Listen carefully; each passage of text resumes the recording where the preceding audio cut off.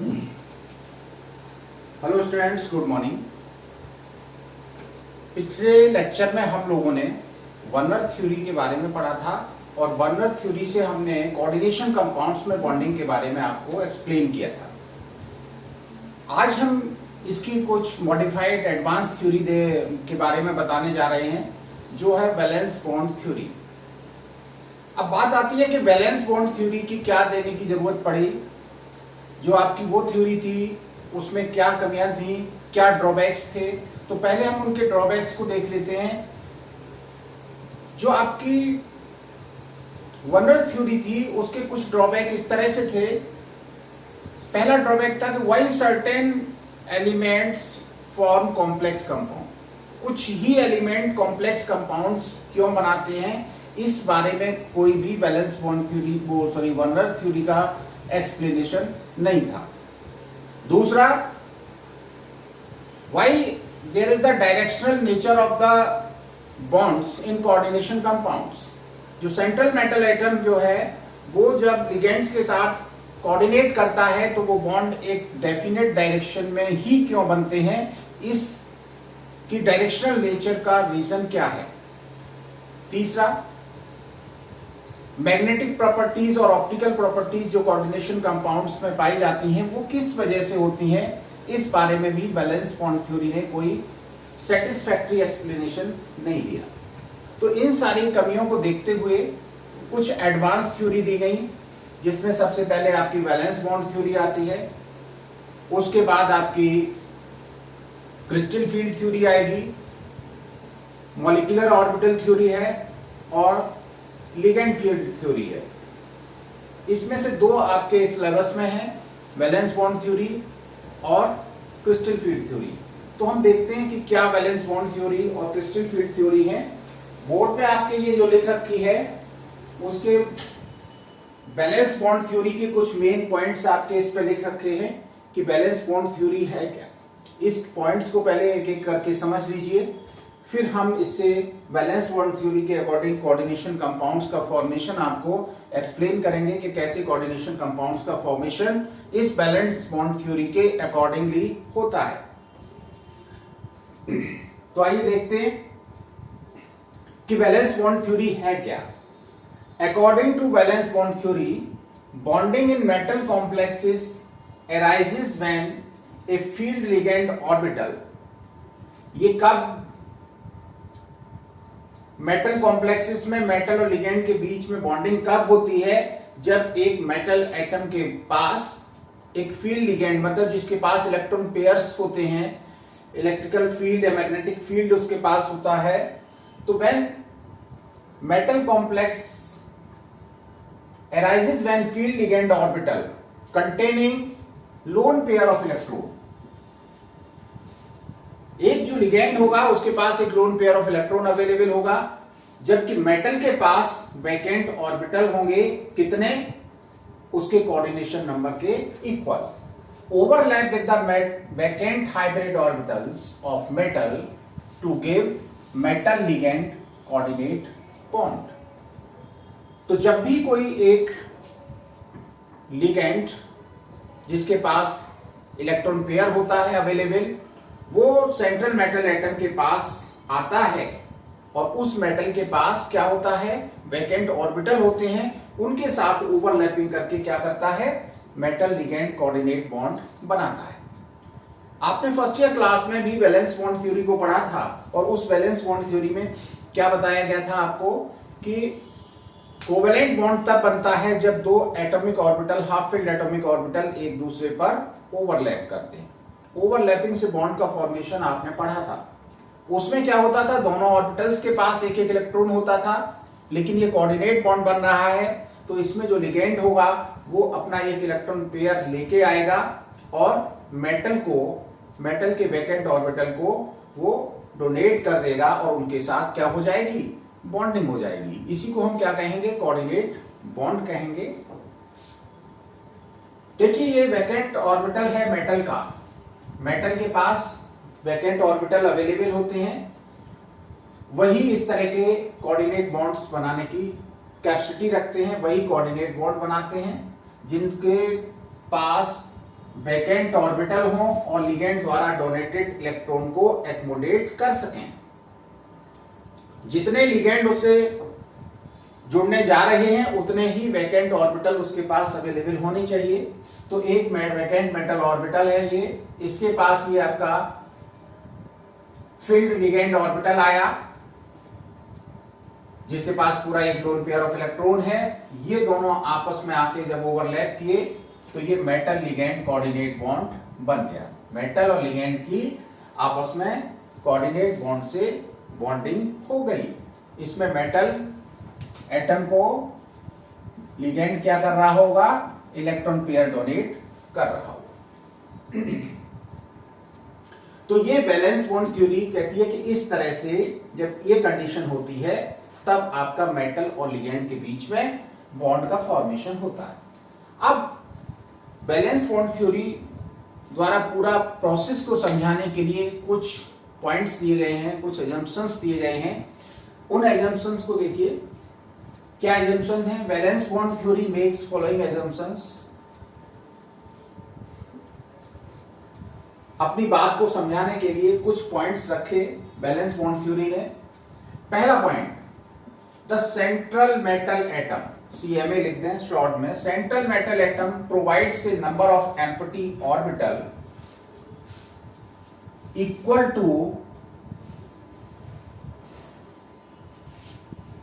To its coordination number. जो भी central metal atom है उससे जितने आपके लिगेंड्स इलेक्ट्रॉन पेयर डोनेट कर रहे हैं, जितने डोनर एटम्स उससे डायरेक्टली कनेक्टेड हैं, वो उसका कोऑर्डिनेशन नंबर हो गया।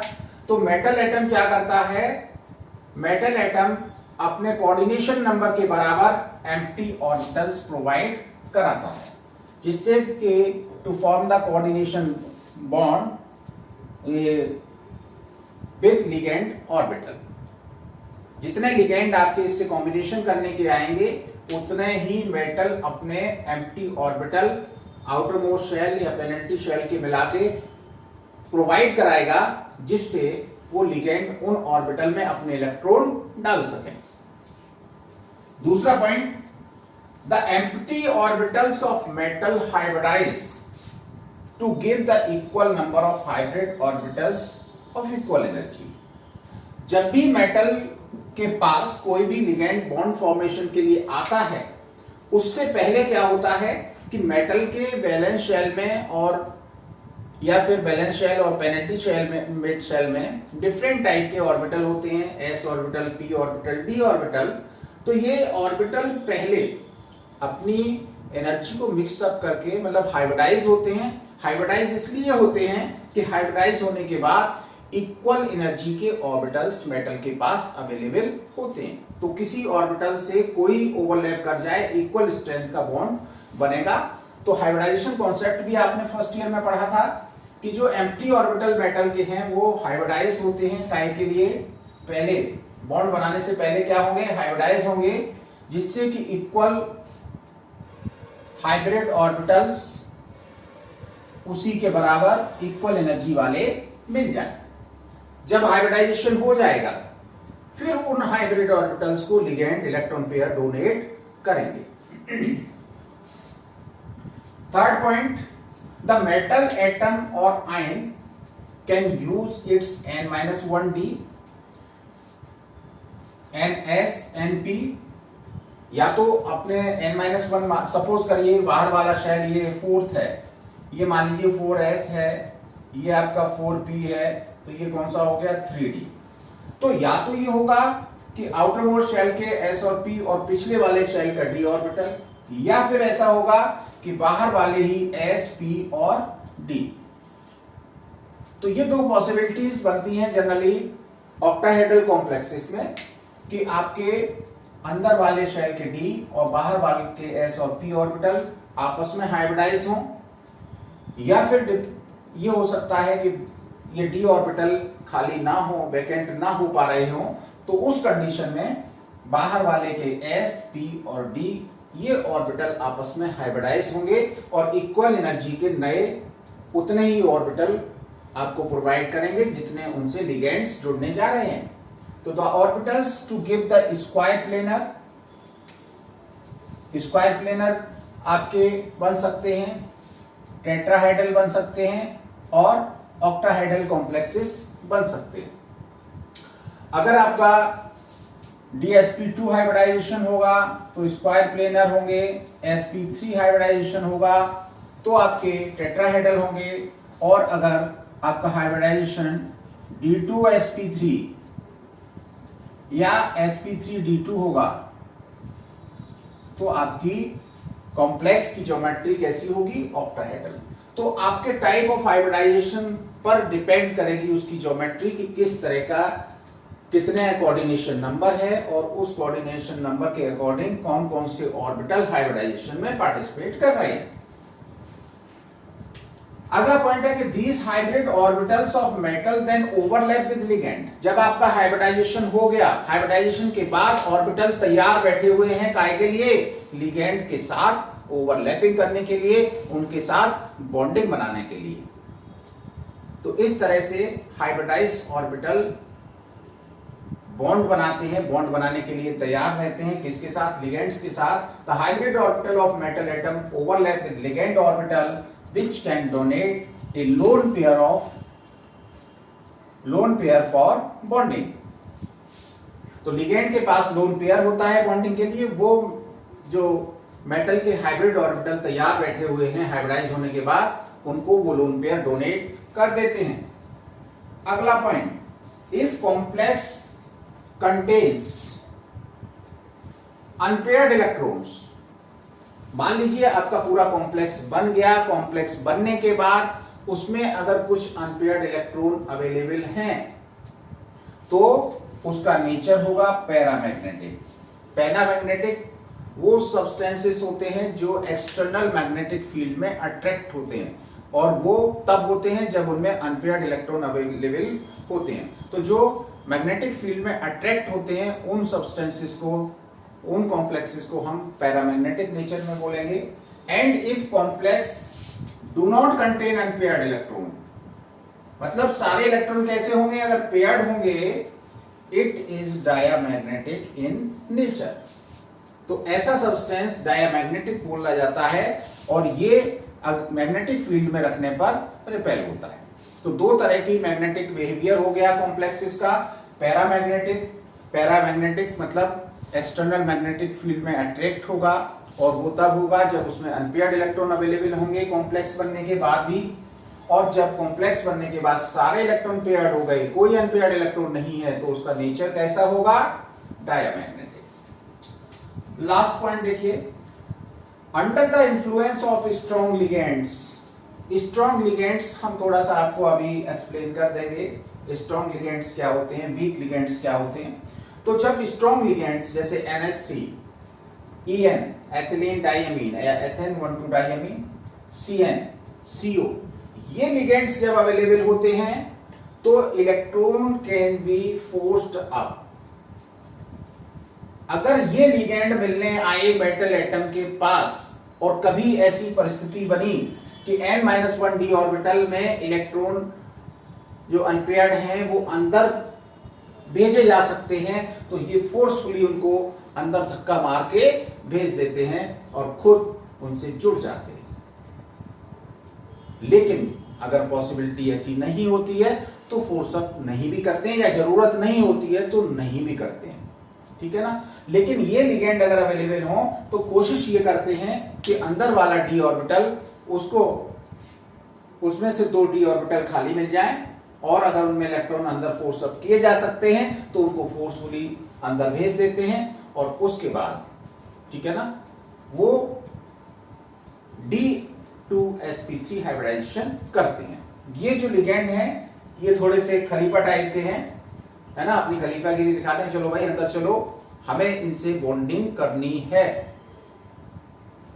लेकिन कुछ वीक फील्ड लिगेंड्स भी होते हैं, वो अगर अंदर उनको रख पाना पॉसिबल हो तो भी नहीं करते हैं कि चलो ये यहां पर अवेलेबल हैं, हम बाहर वाले d ऑर्बिटल ले लेते हैं। तो ये दो अलग अलग तरह के बिहेवियर इनके दिखे हैं। तो हम क्या करेंगे कि जब स्ट्रॉन्ग फील्ड लिगेंड होंगे तो n-1d ऑर्बिटल जो है वो हुंड्स रूल क्या कहता है, हुंड्स रूल के अकॉर्डिंग तो सब में एक एक इलेक्ट्रॉन जाएगा, फिर पेयरिंग होगी, तो वो हुंड्स रूल के अगेंस्ट पेयरिंग करा के उस ऑर्बिटल को भी यूज कर लेते हैं बॉन्डिंग करने के लिए। तो ये आपकी वैलेंस बॉन्ड थ्योरी के बहुत इंपॉर्टेंट पॉइंट हैं। इन सारे एक एक पॉइंट को आप नोट कर लीजिए। अगर आप ये पॉइंट सारे एक बार फिर से समझ लेंगे, एक बार पढ़ लेंगे, तो अपने आप बैलेंस बॉन्ड थ्योरी पूरी तरह से आपको क्लियर हो जाएगी। तो इन पॉइंट्स को जल्दी से नोट करिए, स्क्रीनशॉट ले लीजिए।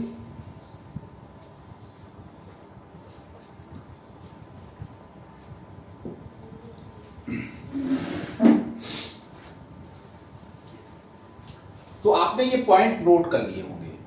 ये पॉइंट आपको नोट करना बहुत जरूरी है।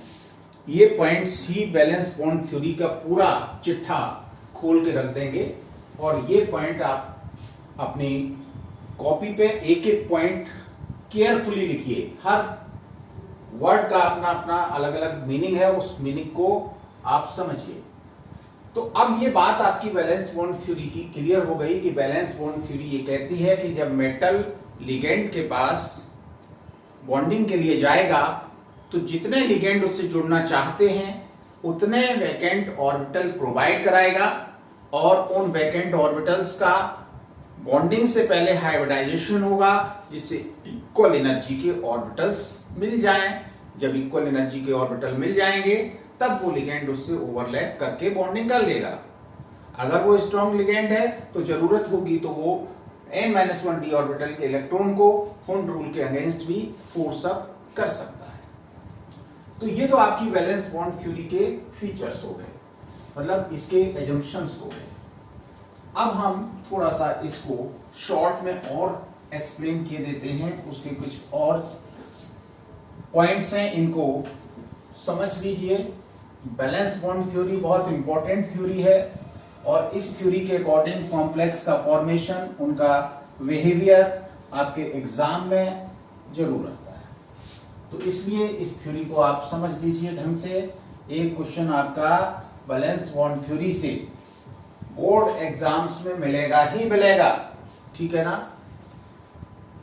तो बैलेंस बॉन्ड थ्योरी में सबसे पहली बात हम करते हैं कि इससे क्या क्या आपको पता चलता है। सबसे पहली बात आपको पता चलती है हाइब्रिडाइजेशन। पहला क्या? Hybridisation.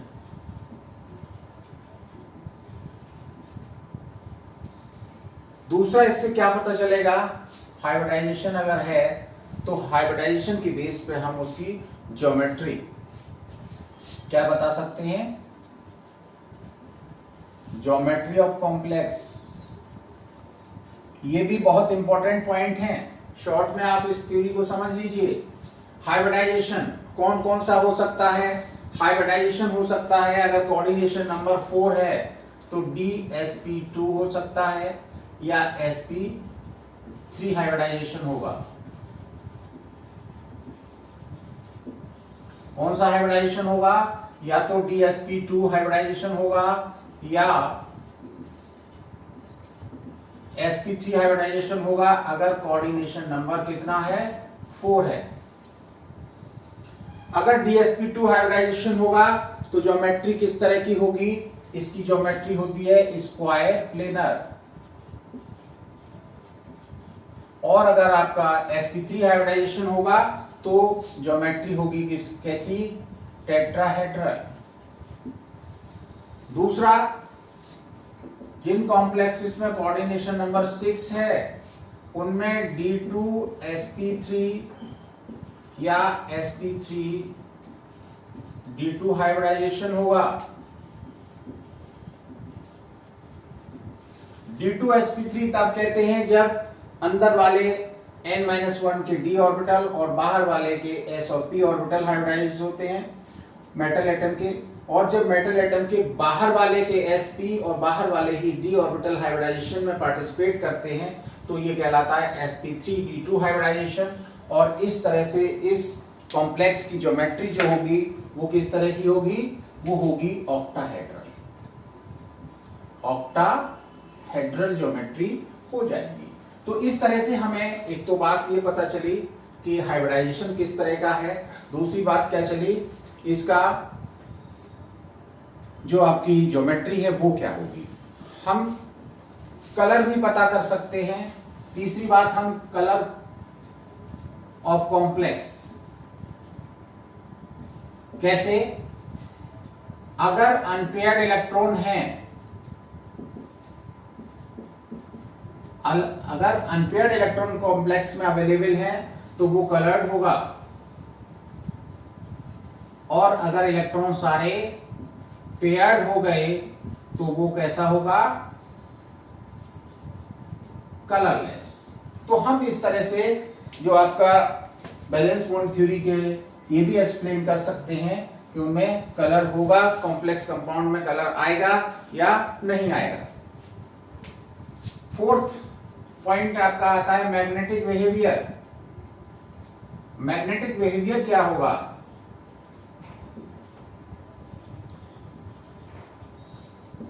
what will be the magnetic behavior of the complex compound। तो इसमें मैग्नेटिक बिहेवियर बताने के लिए आपको ये देखना होगा कि उसमें अगर एक या एक से ज्यादा अनपेयर्ड इलेक्ट्रॉन हैं तो वो पैरामैग्नेटिक, और अगर कोई अनपेयर्ड इलेक्ट्रॉन नहीं है तो वो कहलाएगा डायामैग्नेटिक। तो मैग्नेटिक बिहेवियर दो तरह का होता है इनका, एक तो पैरामैग्नेटिक और दूसरा डायामैग्नेटिक। पैरामैग्नेटिक का बिहेवियर होगा जिनमें अनपेयर्ड इलेक्ट्रॉन होंगे, अनपेयर्ड इलेक्ट्रॉन होंगे तो वो पैरामैग्नेटिक होगा, और अगर इलेक्ट्रॉन सारे पेयर्ड इलेक्ट्रॉन्स होंगे तो वो डायामैग्नेटिक होगा। पैरामैग्नेटिक कौन होते हैं, जो एक्सटर्नल अट्रैक्ट्स इन एक्सटर्नल मैग्नेटिक फील्ड, और जो रिपेल होते हैं एक्सटर्नल मैग्नेटिक फील्ड में, वो कहलाते हैं डायामैग्नेटिक। तो एक तो मैग्नेटिक बिहेवियर भी इसके द्वारा पता चल जाएगा। उसके बाद हम उसका मैग्नेटिक मूवमेंट भी निकाल सकते हैं। मैग्नेटिक मूवमेंट क्या होगा, मैग्नेटिक मूवमेंट निकाला जाता है अनपेयर्ड इलेक्ट्रॉन के बेस पे। मैग्नेटिक मूवमेंट इक्वल होता है, मैग्नेटिक मूवमेंट कैसे निकालेंगे, इसका एक फार्मूला है √n+2 बोहर मैग्नेटोन। ये यूनिट है मैग्नेटिक मूवमेंट की, बोहर मैग्नेटोन। n क्या है यहां पर, unpaired electron, where n number of unpaired electrons. कभी कभी आपको किसी कोऑर्डिनेशन कंपाउंड का मैग्नेटिक मूवमेंट दे रखा होता है कि कितने बोहर मैग्नेटोन है, तो आपको उसमें ये पता चल जाता है कि कितने अनपेयर्ड इलेक्ट्रॉन होंगे। अब देखिए अनपेयर्ड इलेक्ट्रॉन के बेस पे कितने अनपेयर्ड इलेक्ट्रॉन, अगर n की वैल्यू यहां पे रखते जाओ तो वो निकल आएगा, लेकिन आप उसको लर्न भी कर सकते हैं। अनपेयर्ड इलेक्ट्रॉन और मैग्नेटिक मूवमेंट,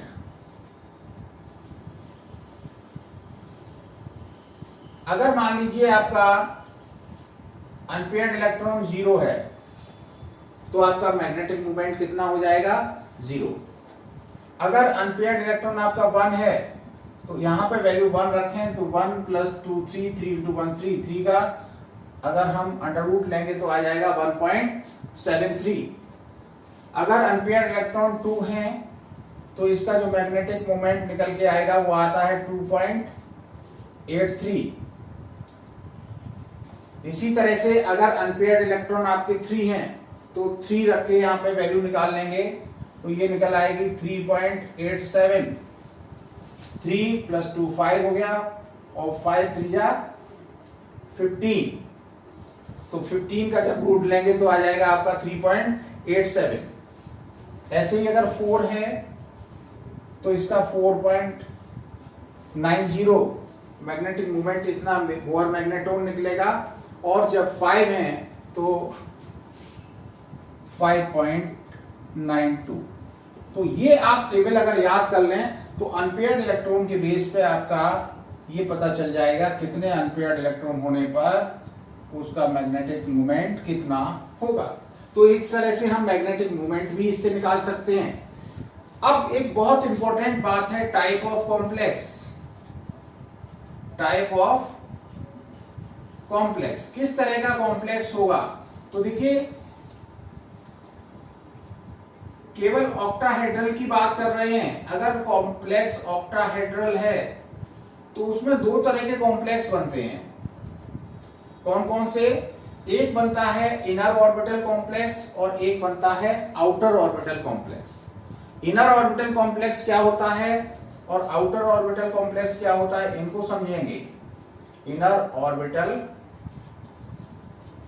कॉम्प्लेक्स, जब हमारे इनर डी ऑर्बिटल और बाहर के sp ऑर्बिटल हाइब्रिडाइजेशन में भाग लेंगे, मतलब हाइब्रिडाइजेशन होगा dsp2 d2sp3।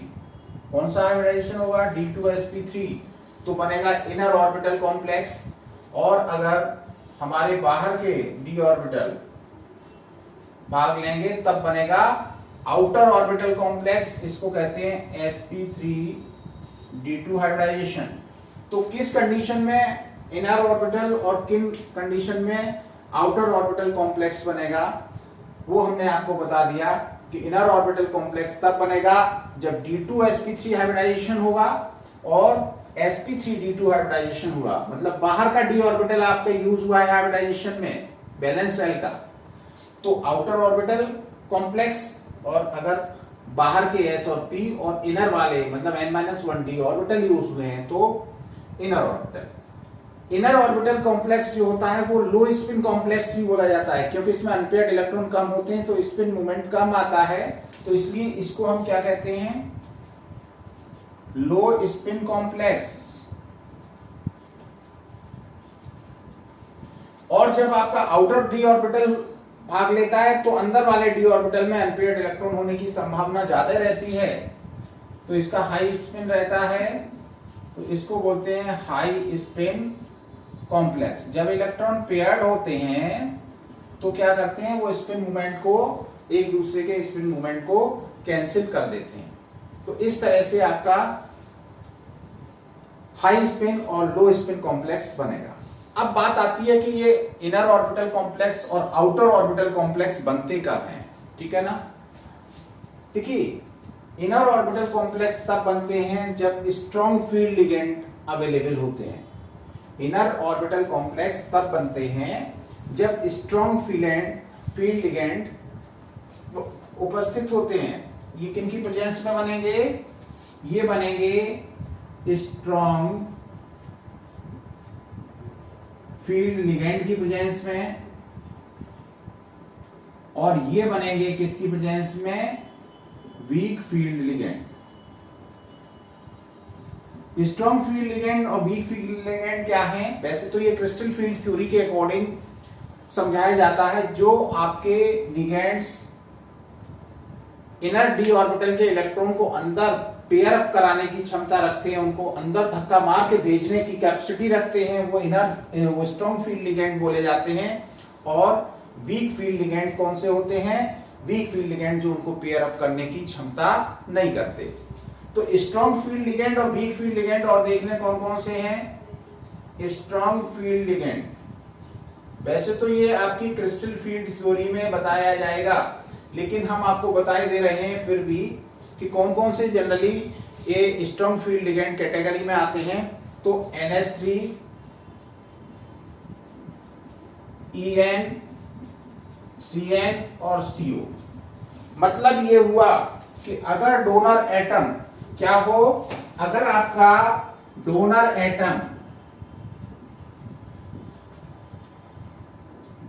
एटम आपका C, N और P इनमें से कोई है तो आपका वो जनरली स्ट्रॉन्ग फील्ड लिगेंड होता है। और वीक फील्ड लिगेंड कब होगा? वीक फील्ड लिगेंड तब होगा जब आपके जो हैलोजेंस हैं वो वीक फील्ड लिगेंड हैं, ठीक है ना? OH H2O, HCN, ये वीक फील्ड लिगेंड जनरली होते हैं जिनमें डोनर एटम हैलोजन, ऑक्सीजन या सल्फर हो। तो ये बात आप याद रख सकते हैं कि अगर डोनर एटम कार्बन, नाइट्रोजन या फास्फोरस है तो इनकी जो कैपेसिटी होती है वो इनको पेयर अप करने की होती है। ये उतना ज्यादा कैपेसिटी नहीं रखते हैं। जो ज्यादा इलेक्ट्रोनेगेटिव एलिमेंट हैं वो इस जनरली वीक फील्ड लिगेंड होते हैं, और जो कम इलेक्ट्रोनेगेटिव एलिमेंट हैं वो जनरली वो डोनर एटम के रूप में अवेलेबल हैं, तो वो स्ट्रॉन्ग फील्ड लिगेंड बनाते हैं। तो ये बात आपको याद रखनी है कि कार्बन, नाइट्रोजन वाले डोनर एटम वाले जनरली स्ट्रॉन्ग फील्ड लिगेंड हैं, और हैलोजन, ऑक्सीजन, सल्फर ये जब डोनर एटम अवेलेबल हैं तो वो वीक फील्ड लिगेंड हैं। वीक फील्ड लिगेंड क्या करते हैं? कॉम्प्लेक्स बनाते समय इनर ऑर्बिटल में इलेक्ट्रॉन्स को पेयर अप नहीं करते हैं। तो ये बहुत इंपॉर्टेंट पूरी आपकी वैलेंस बॉन्ड थ्योरी का एक कंक्लूजन है, निचोड़ है। इसको आप जरूर नोट कर लीजिए। अगर ये आप समझ गए तो आगे कॉम्प्लेक्स फॉर्मेशन में समझने में आपको कोई दिक्कत आने वाली नहीं है। अन्यथा आप ये सब कहेंगे कि ये कैसे आ गया, उसको समझने में आपको प्रॉब्लम्स आ सकती हैं। तो जल्दी से ये पॉइंट्स को आप नोट करिए। तब तक हम 2 मिनट का नहीं बल्कि 1 ही मिनट का ब्रेक लेते हैं। तब तक आप ये जल्दी से नोट कर लें, या फिर इसका आप चाहें तो आपके पास टेक्नोलॉजी है उसका यूज करते हुए आप इसका स्क्रीनशॉट भी ले सकते हैं और समझ लें। ये आपका हमने पूरा बैलेंस बॉन्ड थ्योरी का सार आपको बता दिया है।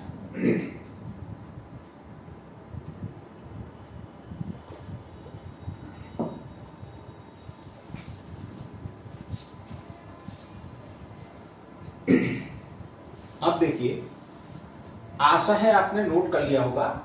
तो ये वैलेंस बॉन्ड थ्योरी में क्या क्या हाइब्रिडाइजेशन, ज्योमेट्री, कलर, कॉम्प्लेक्स का magnetic behaviour, magnetic movement, type of complex, inner होगा या आउटर होगा, लो स्पिन होगा या हाई स्पिन होगा, और ये लो स्पिन कॉम्प्लेक्स कब बनेंगे? जब स्ट्रॉन्ग फील्ड लिगेंड होंगे, और वीक फील्ड लिगेंड होंगे तब हाई स्पिन कॉम्प्लेक्स बनेंगे। ये पूरी वैलेंस बॉन्ड थ्योरी का बिल्कुल जूस निकला हुआ रखा था, आपने शायद पी लिया होगा। अब देखिए, हम बैलेंस बॉन्ड थ्योरी से कुछ कॉम्प्लेक्सेस के फॉर्मेशन के बारे में पढ़ेंगे। हमें कोई कॉम्प्लेक्स लिखा होगा और ये पूछा होगा कि ये कॉम्प्लेक्स जो होगा वो किस तरह का होगा, ठीक है ना। तो सबसे पहले हम पहले पार्ट में पढ़ेंगे फॉर्मेशन ऑफ ऑक्टाहेड्रल कॉम्प्लेक्सेस, जिनका कोऑर्डिनेशन नंबर कितना है? 6 है। ऐसे कॉम्प्लेक्सेस के बारे में हम पढ़ने जा रहे हैं। तो ये कॉम्प्लेक्सेस के बारे में आप देखिए कि ऑक्टाहेड्रल कॉम्प्लेक्सेस वो होते हैं जिनमें कोऑर्डिनेशन नंबर 6 होता है। तो इस कॉम्प्लेक्स का हम कैसे फॉर्मेशन बनाना, कैसे फॉर्मेशन होगा, इसको हम समझेंगे। इस अपने मार्कर को थोड़ा सा 2 बूंद जिंदगी की दे दें, जिससे ये फिर से उठ खड़ा हो। तो देखिए, आगे चलते हैं। हम पहला फॉर्मेशन, एक कॉम्प्लेक्स है CrNH3 का होल 6। इसका फॉर्मेशन समझते हैं कैसे होगा। फॉर्मेशन ऑफ CrNH3 का होल 6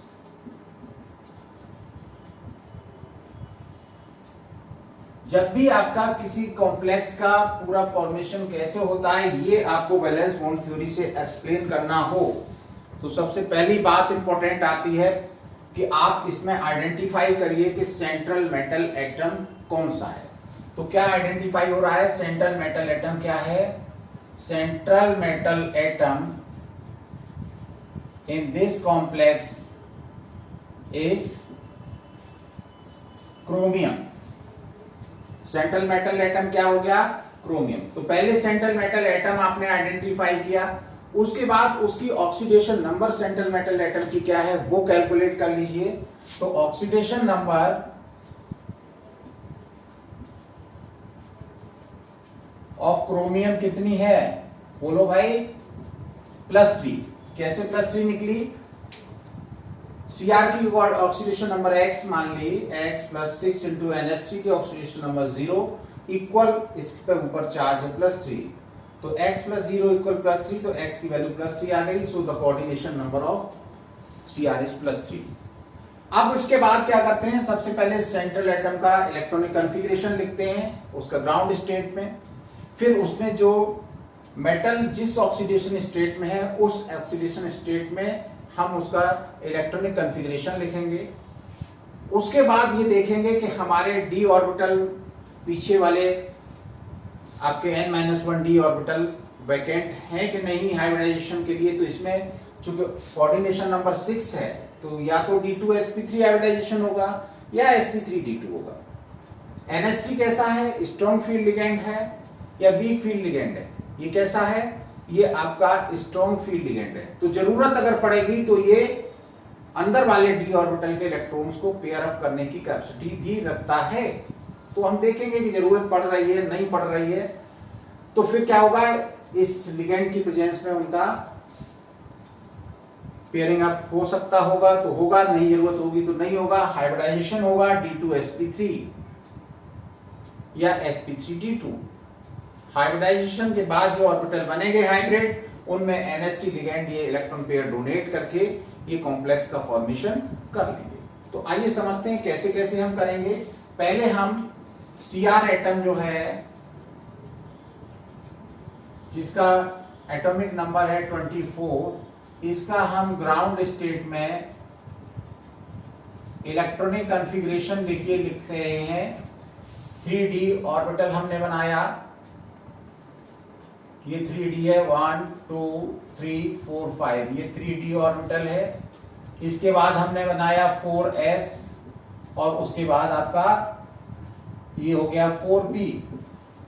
इसका इलेक्ट्रॉनिक कॉन्फ़िगरेशन आपको याद होगा, फर्स्ट ईयर में पढ़ा था, 4s1 3d5 होता है। 4s1 3d5, तो 4s में एक इलेक्ट्रॉन होगा और 3d में कितने होंगे? 5 इलेक्ट्रॉन्स होंगे। अब इसमें चूंकि इस कॉम्प्लेक्स में Cr+3 ऑक्सीडेशन स्टेट में है तो इलेक्ट्रॉनिक कॉन्फ़िगरेशन ये किसका था? Cr एटम का। अब हम electronic configuration of Cr+3 ion ये देखते हैं क्या होगा। जब Cr+3 आयन होगा तो 3 इलेक्ट्रॉन्स इसमें से निकल जाएंगे, एक यहां से निकलेगा, 2 इसमें से निकलेंगे।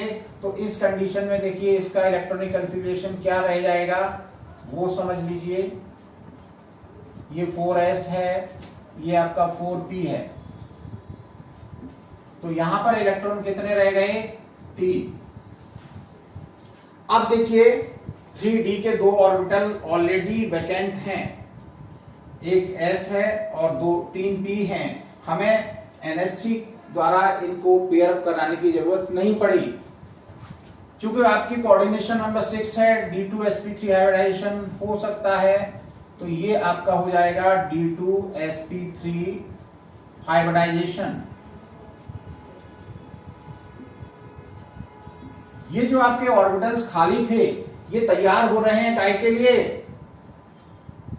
लिगेंड इनसे मिलने आ रहे हैं, उनके लिए ये क्या कर रहे हैं तैयारी कि पहले हाइब्रिडाइज हो रहे हैं और हाइब्रिडाइज होके ये सब अपनी एनर्जी इक्वल और एक जैसी शेप करना चाह रहे हैं, जो आने वाले जो लिगेंड के ऑर्बिटल हैं वो कहीं इनमें अंतर ना कर पाए कि हम S से मिलेंगे कि P से मिलेंगे, D मिलेंगे। ये सब एक जैसे पहले से तैयार होके बैठेंगे, किसी से भी मिल लो सब एक जैसे हैं। तो ये आपका sp3d2 हाइब्रिड ऑर्बिटल्स देखिए कैसे होंगे। d2sp3 hybrid orbitals, of Cr+3 ion. ये कब हुए? जब इनसे लिगेंड मिलने आया।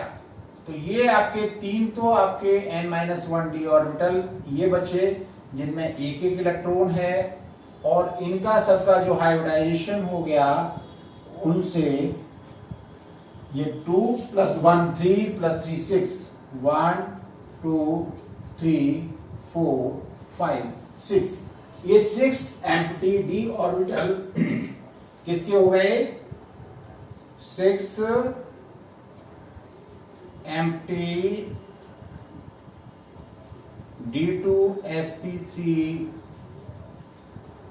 Hybrid orbitals of central metal atom.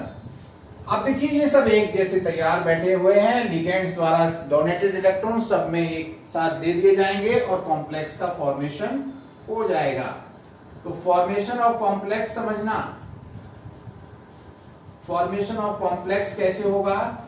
इनमें एम्प्टी ऑर्बिटल में लिगेंड द्वारा डोनेटेड इलेक्ट्रोड आपके भर दिए जाएंगे। ये आपके तीन तो ऑर्बिटल डी के जो थे ओरिजिनली मेटल वाले इलेक्ट्रॉन वो हो गए, और आपके 6 इलेक्ट्रॉन पेयर्स जो है वो इन 6 वैकेंट ऑर्बिटल में आ गए। और ये डोनेटेड इलेक्ट्रॉन हम इस तरह से, लोन पेयर इलेक्ट्रॉन हम इस तरह से क्रॉस करके दिखा देते हैं। तो ये आपके इलेक्ट्रॉन डोनेटेड किसके द्वारा हैं? साइनाइड के द्वारा हैं। तो ये यहां से ये आपका इससे, सॉरी साइनाइड क्यों, NH3 था ना, NH3 द्वारा, नाइट्रोजन द्वारा डोनेटेड इलेक्ट्रॉन पेयर हैं। तो इन सब से आपका NH3 ओवरलैप करके जुड़ गया और कॉम्प्लेक्स का फॉर्मेशन हो गया। तो formation of complex CO NH3 का होल 6 + 3।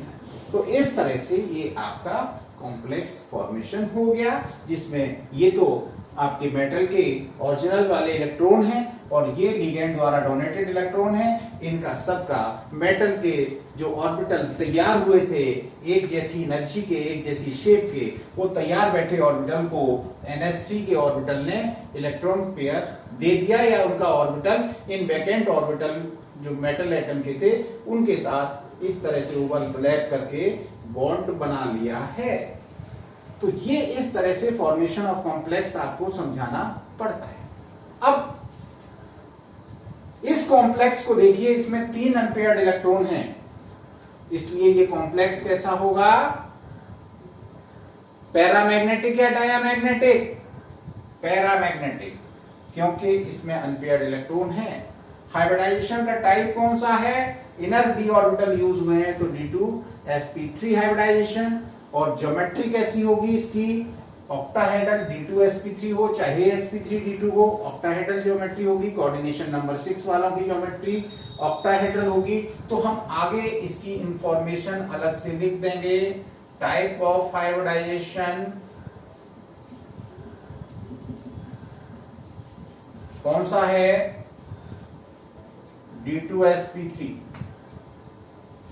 इसके बाद जब टाइप ऑफ हाइब्रिडाइजेशन आपने बता दिया तो ज्योमेट्री कॉम्प्लेक्स की पता ही चल गई। ज्योमेट्री ऑफ कॉम्प्लेक्स कैसी हो जाएगी?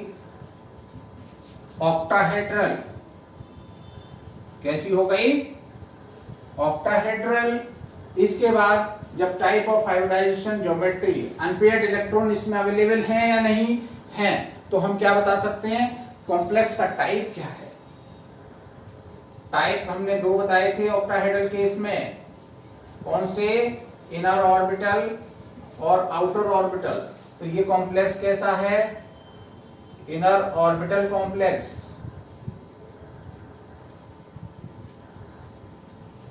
हमने आपको ये भी बताया था कि जो इनर ऑर्बिटल कॉम्प्लेक्स होते हैं वो जनरली लो स्पिन कॉम्प्लेक्स होते हैं।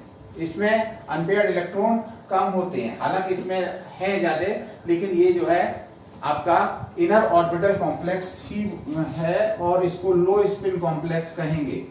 लो स्पिन कॉम्प्लेक्स और इसका मैग्नेटिक बिहेवियर कैसा होगा, मैग्नेटिक नेचर या मैग्नेटिक बिहेवियर ये होगा हाईली पैरामैग्नेटिक, हाईली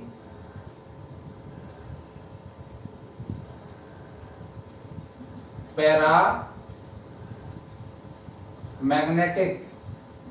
क्यों होगा, क्योंकि आपके अनपेयर्ड इलेक्ट्रॉन्स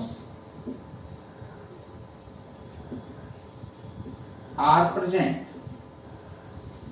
तो इस तरह से हम पूरा मैग्नेटिक बिहेवियर इसका एक्सप्लेन कर सकते हैं कि इसका मैग्नेटिक बिहेवियर क्या हो जाएगा। और इसी तरह से हम कुछ और भी कॉम्प्लेक्सेस के बारे में आगे के लेक्चर में आपको हम बताएंगे। एक कॉम्प्लेक्स आपका इसी तरह का है जिसको आप बना के देख सकते हैं। अगर हम इसमें CONS3 का होल 6 इस कॉम्प्लेक्स को देखेंगे तो इसमें CO का 27 है, 4s2 3d7 आएगा। और जब CO+3 आयन का इलेक्ट्रॉनिक कॉन्फ़िगरेशन लिखेंगे तो यहाँ पर 2 इसमें से और 1 इसमें से 3 निकल जाएंगे, फिर भी कितने इलेक्ट्रॉन रह जाएंगे, 6 रह जाएंगे। तो उसमें ये NH3 की प्रेजेंस में इनका पेयर अप होगा और पेयर अप होने के बाद इनका कॉम्प्लेक्स का फॉर्मेशन हो पाएगा। तो हम अगले लेक्चर में इसके कुछ और कॉम्प्लेक्सेस और टेट्राहेड्रल कॉम्प्लेक्सेस का डिस्कशन करेंगे। तब तक इस थ्योरी को फिर से एक बार आप पूछ सकते हैं, मतलब इसको हमें अपने उस पर अगर कोई प्रॉब्लम आती है तो आप हमसे पूछ लीजिए कि इसमें ये प्रॉब्लम आती है, ठीक है ना। आप हमारे पर्सनल मोबाइल नंबर के उस पर लिख के पूछ सकते हैं, फोन करके पूछ सकते हैं कि क्या क्या प्रॉब्लम इसमें आ रही है। तो वो आपकी प्रॉब्लम जब पूरी हो जाएंगी तो अगले कॉम्प्लेक्स हम आपको एक्सप्लेन ठीक से कर सकेंगे। तो इसको आप एक बार पूरा फिर से रिवाइज कर दीजिए और उसके बाद हम अगले वीडियो लेक्चर में मिलते हैं जो शेष कॉम्प्लेक्सेस का एक्सप्लेनेशन देंगे, ऑक्टाहेड्रल्स का भी और कुछ आपके कोऑर्डिनेशन नंबर 4 वाले कॉम्प्लेक्सेस का। Thank you.